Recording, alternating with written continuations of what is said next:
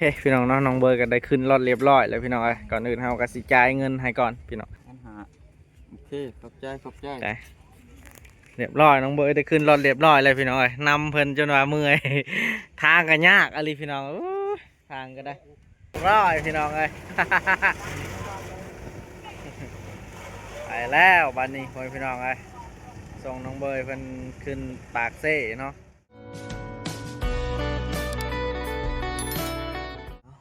กับทักทายสบายดีพี่น้องเนาะทักทายสบายดีพ่อพี่น้องฟังลาว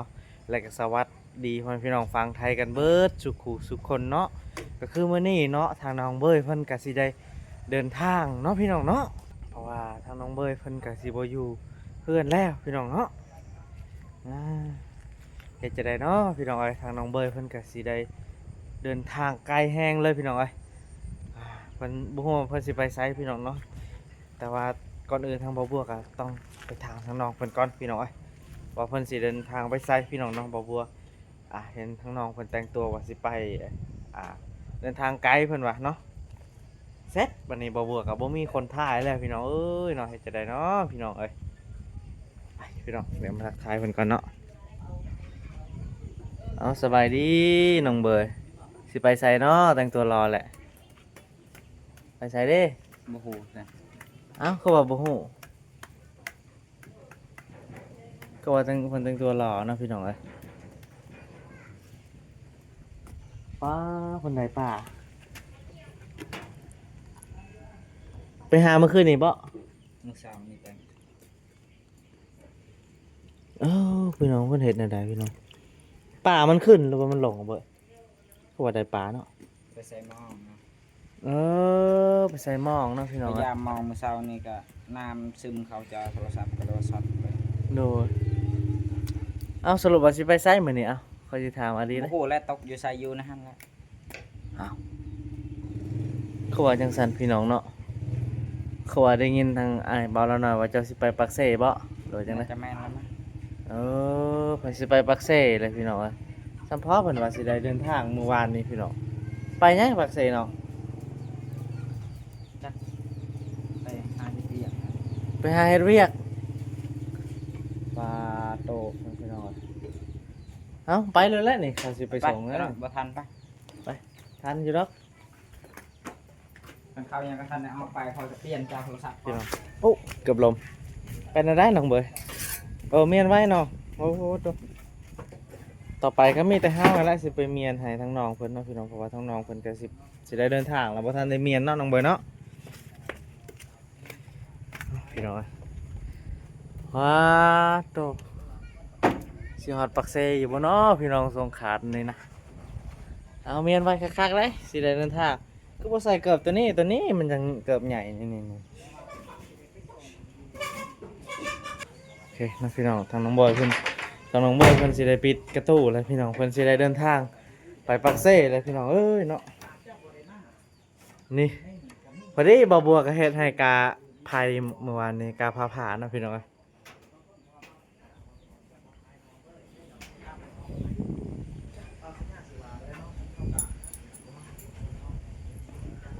จังเข้าแข่ง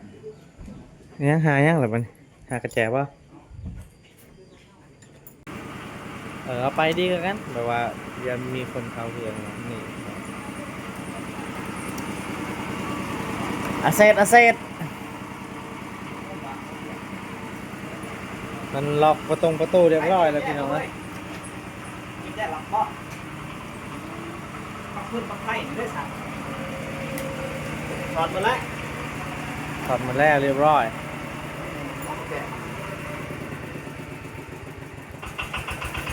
เอาสบายดีจันสบายดีเด้อเป็นอะไรมาส่งน้องป่ะส่งน้องกระเบยโอ้เพราะว่าเพิ่นสิ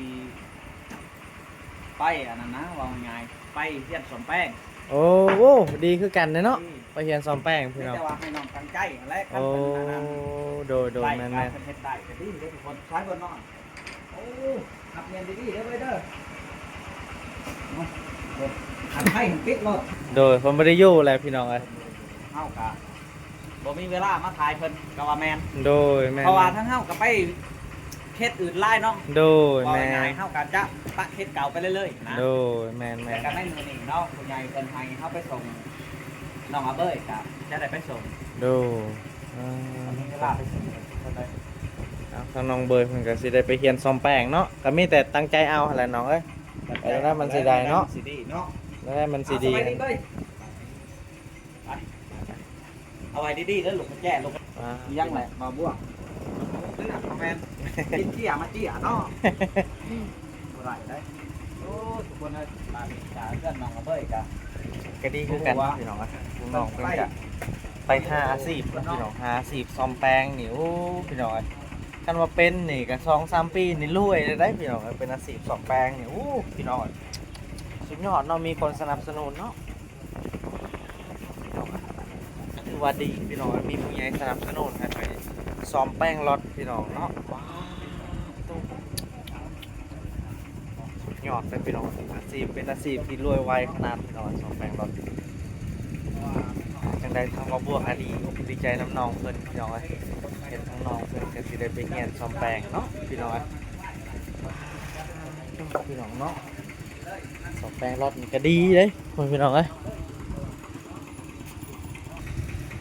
โอเคเนาะพี่น้องเนาะก็คือน้องเบยเพิ่นไปหาเมื่อคืนนี่พี่น้องเพิ่นก็เลยให้เฮามากินเนาะเพราะว่าเพิ่นสิได้เดินทางเนาะพี่น้องเนาะจังได้ก็ขอบใจน้องเบยเด้อเนาะ ขอให้น้องเพิ่นเดินทางปลอดภัยพ่อพี่น้องเอ้ยแล้วก็ขอให้น้องเพิ่นตั้งใจเนาะสมดังปรารถนาเนาะทางไอ้บัวก็ดีอกดีใจพี่น้องเพิ่นสิได้มีงานใหม่มีอาชีพเนาะบ่บัวก็ดีอกดีใจพ่อพี่น้องเอ้ยมื้อนี้เพิ่นให้ป้าแล้วก็เครียดแน่พี่น้องเพิ่นก็มีน้ำจิตน้ำใจพี่น้องเนาะพี่น้องขอบใจหลายๆพี่น้องเอ้ยโอเคเนาะพี่น้องเนาะมาเปิดภาพที่สี่แยกเนาะจุดซุ่มเนาะพี่น้องเนาะ ก็คือที่จุดซุมลำทวยพี่น้องอันนี้ก็เป็นจุดซุมเนาะแล้วก็ตลาดเนาะพี่น้องเนาะมันก็เป็นทำเลที่ดีเนาะครับเรามาเปิดห้างตัดผมเนาะมาเซาห้างตัดผมอยู่ในจุดซุมเนาะพี่น้องในตลาดเนาะแต่ว่าก็ห้างเบาบัวก็ออกไปหน้อยนึงก็เป็นห้างเบาบัวเนาะพี่น้องเนาะก็คือมื้อนี้เนาะทางเบาบัวก็สิมาส่งทางน้องเบยเพิ่นพี่น้องเพิ่นสิได้เดินทางไปปักเซ่พี่น้องมื้อนี้ก็ได้ หารเพิ่นเนาะพี่น้องเอ้ย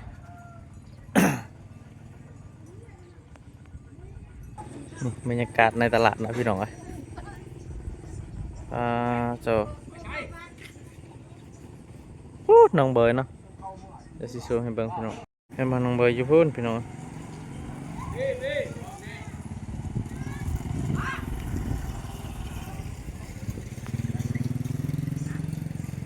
โอเคพี่น้องเนาะน้องเบยเพิ่นกำลังมาพอพี่น้องเอ้ย เพิ่นสิได้เดินทางไปปากเซ่พี่น้องบ่ฮู้ว่าสิฮอดปากเซ่บ่พี่น้องเพราะว่าบ่มีคนมาส่งเนาะส่งนี้น้องเบยยิงเนาะพี่น้องเนาะดังแล้วยิงไม่ค่อยแบบว่าบ่ค่อยได้เฮาถามบ่ค่อยได้ตอบเนาะพี่น้อง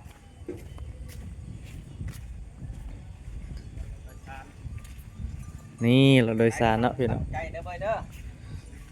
ส่งคือใส่ส่งสิเอ้ยมันบ่มีส่งมันตอนดีแน่บ่มีส่งตัวนี้เลย ทอดบ่ส่งอันนี้ห้านบ่ใส่ส่งพัสสันแบบเฮานี่ห้านบ่ อ่านบ่ บ่ห้านใส่ ช่อง จังสิเขาสิบ่แนมหมดรถบ่ ก็แนมก็แนมตัวแนมค่อย อย่าว่าอันนี้เปียกบ่ได้เปียกติสบายดีสังบัว โดยสบายดีเอ้าจังใดก็ขอให้น้องเพิ่นตั้งใจเนาะตั้งอกตั้งใจให้แหละอาชีพสร้างรถเนี่ยเป็นอาชีพที่รวยไวที่สุดอาชีพซ่อมรถพี่น้องก็ดีคือกันได้พี่น้องบ่บัวก็ยินดีนำน้องเพิ่นเนาะ โดย เพิ่นก็ได้ไปเรียนเอาง่ายๆเนาะมีผู้ใหญ่โอกาสให้เรียนซ่อมรถนี่ก็ดีคือกันดีที่สุดแหละสำหรับเฮาพี่น้อง ก็มีแต่ว่าให้น้องเพิ่นตั้งมุกตั้งใจนั่นแหละสิ โดย จังไดเนาะ แม่น ไปแล้ว มีแต่ตั้งอกตั้งใจหั่นแหละพ่อพี่น้องเอ้ย ก็มีแต่เฮือนซ่านกับน้องหรอกก็จงกระแจ้ไว้แล้วบัดนี้เนาะก็มีแต่สะดวกสบายทุกคนเลย โดย มีแต่ว่าตั้งใจ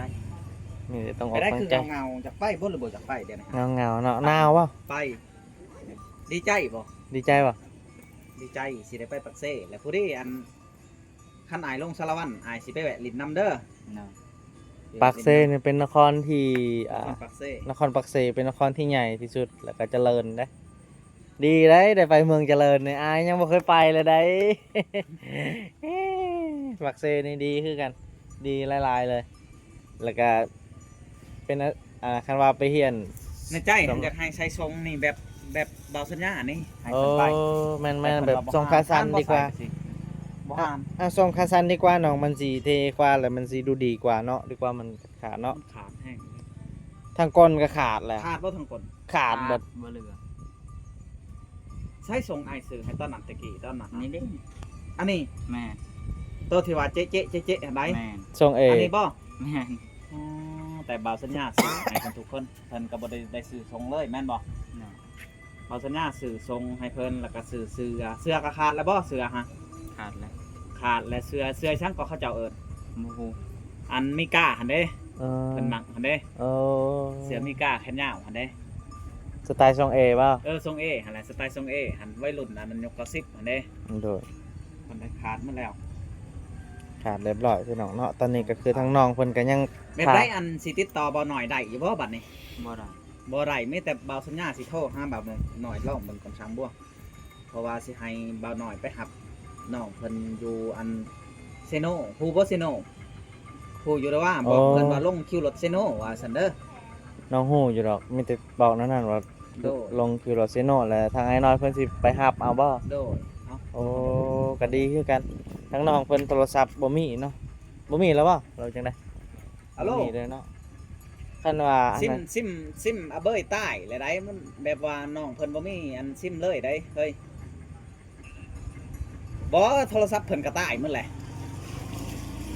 นั่นนี่ซะคันว่าเอาง่ายๆเนาะ เอาเว้ากับเพิ่นเด้อเว้ากับเพิ่นเด้อตอนนี้เฮาถ่ายคลิปอยู่ตอนนี้เว้ากับเพิ่นเด้อ มีแต่อยากให้น้องเพิ่นมีโทรศัพท์ ให้ มือถือ ไป หน่อย บอกกันในอันนั้นเซโนได้บ่บ่หน่อยต้องไปหับเอาอาหารเฮ้ยบอกเพิ่นดูเบย ฮะ บ่ได้เอาซื้อทางโต๊ะบ่ บ่แปลว่าบ่มีซิม แบบขับบ่ได้ขายซิมบ่ เขาขายอยู่กับบ่ได้ลงทะเบียนจะใช้ได้ เราได้ลงทะเบียนอีก แม่นหั่นแหละ เอาจังซี่อย่าลงมาสวรรค์แล้วมาลงบ้านนายเลยเด้อจะฮู้หรือว่าเฮือนายน่ะ บ่ฮู้แหล้ว เอาบ่ที่เจ้ามากินตอนนั้นเด้ บอลโตไปลินหั่นเด้อันเฮ็ดไปสิบ่าวหน่อยน้องบ่ฮู้ให้โตไปลัดเอาอยู่ เซโน เซโนได้บ่เฮ้ย แล้วสิฮู้ว่าร้านอยู่ไสปานนี้บ่มีโทรศัพท์ บอสในคิวรถเซโนเด้ ในคิวโหลด เฮาสิเอาเบอร์รถในไฮโต เบอร์รถ แม่นเบอร์รถโตก็ถามเบอร์รถในว่าตอนนี้ฮอตใช้แล้วว่าหั่นนะเฮ้ย แม่น คือบ่มารักษาเราได้ลงมาสวรรค์รักษาเราจังไง อัน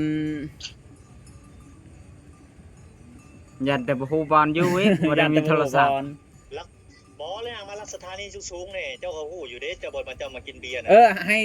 ให้โตเฮ็ดไปสิเบ้ยให้ไปบอกเขาเจ้าว่าอยากไปหลัก35ว่าจังซั่นขึ้นรถคันใดเขาเจ้าก็สิบอกดอกเด้อ เขาบอกดอกบ่ยากดอก โดย พายุมาเด้ฝนตกตอนนี้พายุมา พวกพายุมานะเฮ้ย แม่นพายุตกฝนตกตอน โอ นี้ เคมีแต่ว่าเฮาสิทายเบอร์อันนี้ให้โตพร้อมเด้อแล้วก็สิบอกน้องเพิ่นแนวนั้นเด้อเฮ้ยเด้อ ๆโดย โอเคเฮ้ยโอเค เบอร์ตัวนี้แหละพี่น้อง ทุกคนเลยเฮาขอโทษหาเบาหน่อยเพื่อที่ครับหอยเลยพายุแห้งอีหลี โดยแม่นมื้อนี้ก็90%ฝนสิตกแห้งอะลิ โทรมื้อนี้ได้ แม่นตกแท้ตกว่าเลยมื้อนี้90%เลยเมื่อวานนี้ก็90เมื่อวานนี้ก็ยังแห้ เมื่ ง อวานได้90มื้อนี้ก็90 โดย อ๋อ ตกแห้งได้มื้อนี้นะ อันตรายเนาะ ยังเพิ่งระวังเขาจะเอาไปกันเนาะ บ่เฮิงดอก บ่ เพ เฮิง ราะว่ามันสิหอดแล้ว เขาสิออกเลยนี่ลูกค้าเพิ่นกำลังทาจักโมงแล้วเดี๋ยวนี้ ตอนนี้จักโมง พี่น้องเอ้ย เสียเงินให้น้องเอาเบิด400,000ให้เพิ่นจ้างค่ารถไปฮอดอยู่ดอกอันเบาหน่อย ฮอดอยู่ดอกบ่น้อยเนาะ 1 2 3จับดู300,000เนาะ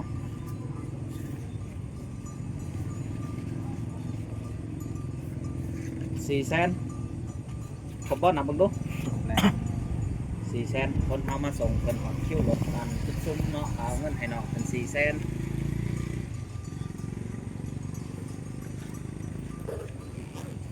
อันนี้เป็นเงินอ้ายเด้ออันนั้นเป็นเงินทั้งเบาหน่อยเด้อ400,000หั่นเด้อ อ้ายก็สิซอยคือกันเนาะ อ้ายที่ให้เจ้าอันเดินทางก็คือเงินอันนี้บ่แม่นว่าเฮาอันนั้นทุกคนอยากให้น้องเพิ่นตั้งใจแม่น โด บ่ ยบ่บัว คื ก็ อ อยา บาก ง ให้ คน น้องเพิ่น บาง ตั้งใจ FC คือกัน เว้าว่าบ่าวสัญญานี่สั่งน้องอะเบ้ยสิไปสั่งเพื่อหยังแม่นบ่ โด สำห ย รับ แม่น ก็คือทั้งเฮาก็เฮ็ดดีที่สุดแล้วก็คือทั้งน้องเพิ่นก็ทำดีที่สุดแล้วแม่นบ่ โด น้องเบ้ย ย บุญวาสนาเฮาได้ซ้ำนี่ โด เนาะน้อง ย เนาะ แม่น เฮาก็จะได้ซ้ำนี่แม่นบ่ โดย แต่ถามว่าเฮาเคยหายน้องบ่ก็บ่ได้เคยหายหรือว่าน้องว่าเฮาหายบ่ บอก บ่เคยเนาะทุกคนเนาะแต่ว่าเป็นหยังจะว่าเฮาบ่ได้อัปเดตน้องเพราะว่าเฮาก็ไปไล่หมองไล่บ่อนเนาะน้องเบ้ยเนาะ แม่น และเฮากับเพื่อสิกลับมากับมันยากบางทีมาก็บ่พอน้องก็บ่ได้อัปเดตทุกคนเนาะ โดย ก็คือมีแต่ทีมงานอัปเดตก็ว่าแม่นเนาะทั้งส แม่ กาน บัวแล้วก็ โด ทั้ง ย บ่าวน้อยทุกค โด น ย อันนี้เป็นเงินอ้ายเด้อให้เจ้าเด้อแสนหนึงทุกคนคันว่าบ่าวสัญญาสร้างน้องเบ้ยบ่าวสัญญาบ่ให้ดอก แม่นโดยโดย อันนี้คือเฮาฮักน้องเพิ่นแล้วก็อยากให้น้องเพิ่นเป็นคนดีคันน้องเพิ่นตั้งใจนี่อาจ2ปีอาจจะอันได้เนาะ โดย คัน แม่ น้อง น อยากลืมอ้ายก็แล้วแต่ห แม่ รือว่าน้อง มี เบ้ แต่ ยอยากลืมบ่าวสัญญา ทางบ่าวบัว ก็แล้วแต่ ก็ ทุกคนแต่ทั้งเฮานี่บ่ได้ลืมเพิ่น ให้ทั้งน้องเพิ่นตั้งอกตั้งใจเพื่อนพี่น้อง ทุ เนาะ กๆคนแบบลุงโจ้ยหั่นแหละเฮาไปถ่ายตอนนั้นเฮาก็ยังบ่ได้ไปหาลุงโจ้ย โดย บ่ว่า FC สิว่าเฮาหายลุงโจ้ยอีกเนาะ ว่าเอา แล้ว แล้ว ก็ เนาะ ทั้งปลาใบนี่บ่าวสัญญา โดย สวยทั้งปลาใบ ก็แม่น เฮาก็บ่ได้ไปถ่ายนี่บ่ว่าสิว่าสั่งปลาใบอีกเนาะ โดย บ่ได้แม่นทุกคน บ่บัวก็สิให้ ไปเลย น้ำจิตน้ำใจให้ทั้งน้องเพิ่นเนาะให้ โดย น้องเพิ่นตั้งอกตั้งใจเพื่อนพี่น้องเนาะน้องเพิ่นก็ได้มีโอกาสแล้วก็อยากให้น้องเพิ่นมีอาชีพเนาะพี่น้อง โด เอ้ย ยแม่น บ่บัวก็ตั้งอกให้น้องเพิ่นตั้งอกตั้งใจพี่น้องเนาะบ่บัวก็สิให้น้องเพิ่นค่ารถค่าล่างเนาะหรือว่าค่าซื้ออยู่ซื้อกินพี่น้องเนาะเอาเนาะโดยเอาพี่น้อง ได้แสนหาเลยเด้บ่าวสัญญาแสนหนึงบ่บัว50แล้วก็เป็นเท่าไรบัดนี้เป็น6แสนหา โดย 5แสนหา 500,000แล้วเนาะ 5แสนหาแล้วทุกคน บ่บัวเห็น มีผู้ใหญ่เพิ่นให้โอกาสบ่บัวก็ดีอกดีใจเนาะ แม่น ให้ทั้งน้องเพิ่นมีอาชีพเฮ็ดพี่น้องเนาะอาชีพซ่อมรถหรือว่าสร้างซ่อมแปลงรถนี่ดีที่สุดพี่น้องเอ้ยแล้วก็มีเงินละง่ายที่สุดพี่น้องเนาะสำหรับบัวว่าเนาะ แม่น เป็นอาชีพ จังใดก็ตั้งใจเด้อ เอาจังใดก็ต้องออกตั้งใจเด้อ นุ่งทรงขาสั้นคนแต่ว่าเพิ่นบ่ห้ามเพิ่นว่าเนาะ โด โทรศัพท์ไผ บ่มี โทรศัพท์เจ้า พี่น้องจังใดก็ขอให้ทั้งน้องเพิ่นตั้งอกตั้งใจของพี่น้องเอ้ยให้จังใดเนาะเป็นสร้างซ่อมแล้วก็ดีเด้พี่น้องเอ้ยสร้างซ่อมรถนี่ดีที่สุดแหละพี่น้องสำหรับบัวว่าเนาะ นั่นแหละเพิ่นมีแต่ว่าอันบัดนี้ก็สิให้อันทั้งน้องเบ้ยขึ้นรถก็สิถามเพิ่นลองเบิ่งเนาะสังบัวเนาะ โดย จักโมงสิออกตอนนี้ก็ จังหมด โอ้ 8:46 นาที เริ่มแล้วเด้เพิ่นสิได้ออกแล้วเด้ สิได้ออกก็บ่ โดยเพิ่นสิได้ออกแล้ว ถามมึงก่อน เอาก็จดให้เบอร์ทั้งน้องเพิ่นเนาะเพื่อสิได้เดินทางง่ายพี่น้องเอ้ย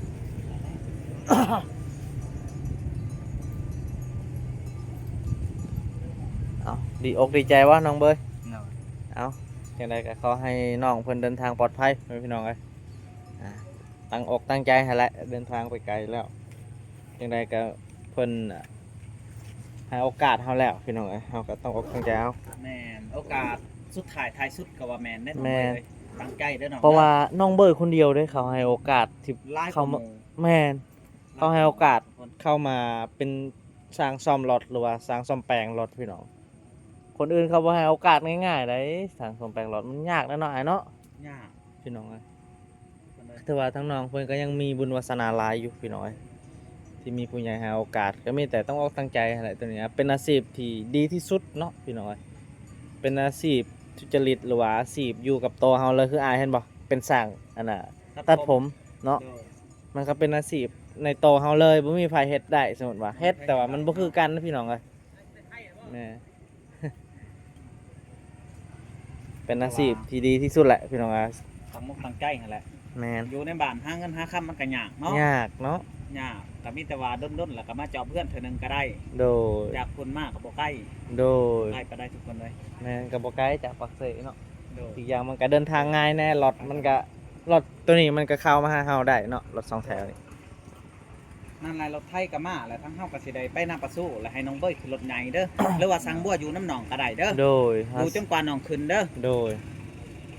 ก็คือทั้งเฮาก็เอาเงินเอาคำให้เพิ่นแหละทุกคนเนาะเอาเงินเอาคำให้เพิ่นแล้วก็มีแต่เฮาสิไปบัดนี้เบิ่งตัวเองดีๆเด้อน้องเบ้ยเด้อเอาทุกคนสำหรับคลิปนี้ก็บ่มีหยังหลายเฮาก็สิได้จบคลิปเพียงเท่านี้เนาะจังได๋ก็ฝากติดตามคลิปหน้าเนาะ โดย สำหรับคลิปนี้ขอกล่าวคำว่าสบายดีเว้ยโดยเดินทางปลอดภัย ก็คือทางบอบูอ่ะกะเมื่อเอาเงินให้น้องเบยเนาะพี่น้องเนาะก็คือทางไอ้น้อยเพิ่นติดต่อมาหาบอบูว่า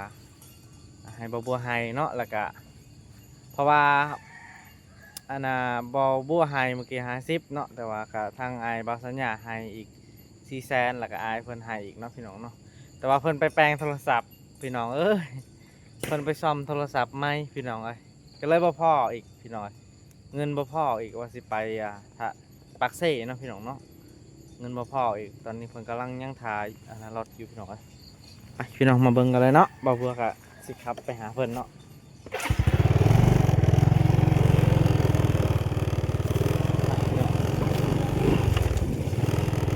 เส้นทางก็ยุ่งยากพี่น้องเพื่อนทางอะไรบ่เบื่อกะเฮ็ดเต็มที่เนาะพี่น้องเนาะช่วยทั้งน้องเพิ่นอยากให้น้องเพิ่นมีอาชีพว่าซั่นซะพี่น้องเฮ็ดน้องๆเพิ่นไปพวกก็ดีใจหั่นแหละพี่น้องอยากให้มีอาชีพเฮ็ดนั่นแหละพี่น้องเนาะเบิ่งทางพี่น้องทางเพื่อนแฮงแฮงพวกก็ยังคารถอยู่พี่น้องตอนนี้ยังคารถอยู่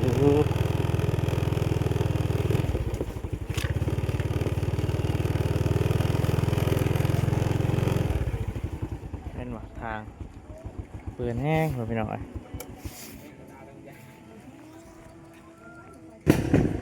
พี่น้องน้องเบย์มันกำลังกินขนมเป็นอะไรกินขนมปะปั่นทองอุ่นทองพี่น้องเดี๋ยวเดินทางไปแต่วันนี้พี่น้องเดี๋ยวจะหา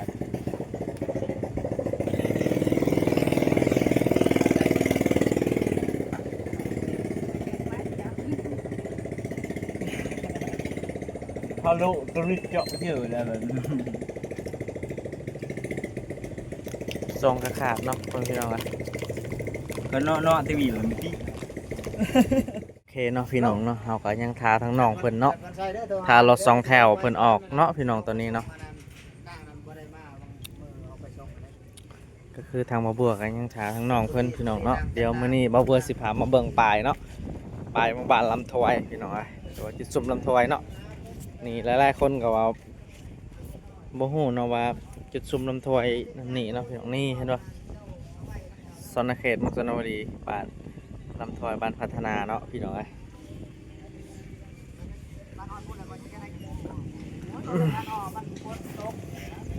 คือทางบ่บัวกะยังทาทรงน้องเพิ่นยันน้องเพิ่นบ่ฮอดเนาะเส้นทางก็ค่อนข้างจะลำบากเนาะเส้นทางเปื้อนแห้งอะไรเราพี่น้องมื้อนี้ฝนสิตกแบบแห้งอะไรเลย90%เนาะจังหน่อยแหละฝนสิมาครับพี่น้อง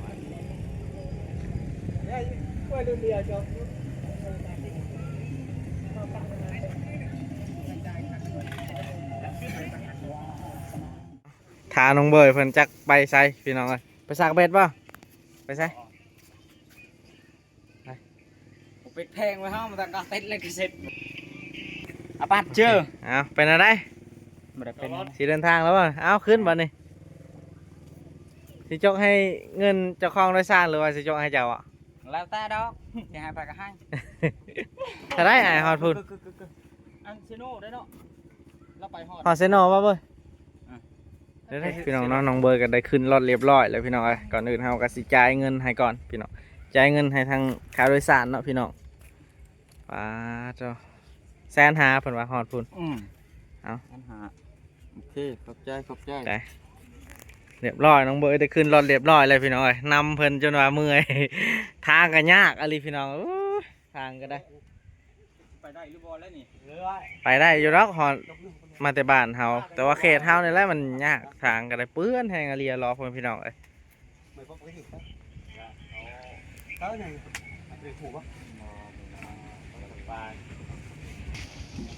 บายบาย FC นะเอาอย่างไรกับให้น้องเพิ่นเดินทางปลอดภัยเนาะพี่น้องเพิ่นบายบายอะไรพี่น้องวันนี้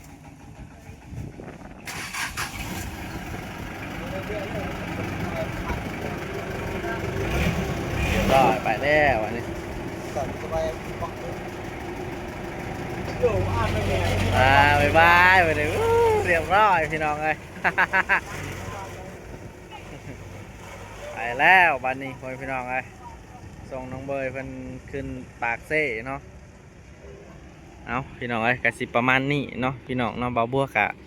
นำเพิ่นอยู่เฮือนเนาะเพิ่นมาสากเบ็ดอยู่เฮือนโอ้ทางกับว้าดอกจนบ่าวบัวลมพี่น้องเอ้ยเส้นทางกับเปื้อนพี่น้องเอ้ยในที่สุดกะทั้งน้องเพิ่นก็ได้เดินทางไปปากเซ่เรียบร้อยจังได้กะ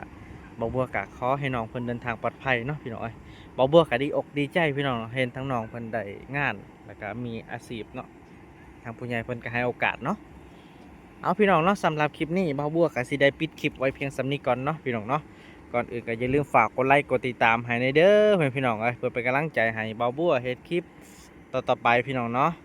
เอาสำหรับคลิปนี้บ่าวบัวก็สิขอกล่าวคำว่าสบายดีเด้อพี่น้องเอ้ย